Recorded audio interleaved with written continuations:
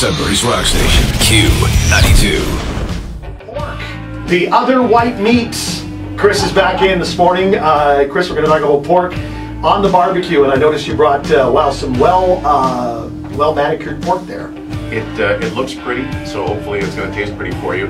When it comes to cooking pork, a lot of people tend to dry it out. It's like chicken as well, so you want to get that nice cooking temperature, again about 160 or so with your little meat thermometer.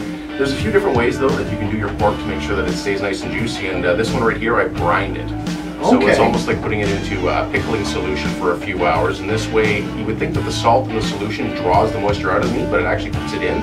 So generally you get a nice moist piece of pork with that. I know you hate the word moist, so we'll call it that's okay. well hydrated. For the purposes of BBQ 92, that's okay. So how long did you soak that in the brine? I left that in the brine for about 8 hours, and then it's literally 15 minutes of cooking time on the grill.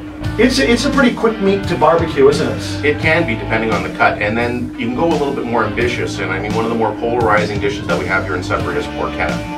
And when it comes to porchetta, everybody has their own recipe for it. You know, there's the fennel and there's the dill. I'm a dill guy, so what I did is I gave you guys a nice little porchetta here as well. Oh, look at Mel's got the fork out. Seriously. The fork has come out. I'm into the porchetta. Oh, just put it in your mouth already. All right. So while she's doing that, I'm a dill guy too. That's amazing. Oh, what's happening? You got a little something. Oh here. my God, Chris! When you say you're a dill guy, I mean you have a pickle too. Let's just get on with this. Very well. So I mean, you have a rotisserie. You mentioned that a few weeks ago. So this is a perfect thing for your rotisserie. You know, you throw the pork shoulder on there, you give it all the spices, and again, whether you go dill or whether you go fennel, it's just about putting that love into it. And I mean, some of the best pieces on that are those crispy little nubs. Oh, I love that. Oh, yeah. That's the roasting process. Absolutely. Okay, so these are great recipes. What's the sauce the sauce. What's the deal with that? Peaches are big right now. I mean, they're in season, so I have an apple, peach, and lime whiskey barbecue sauce to go with the brine pork. Woo, sister!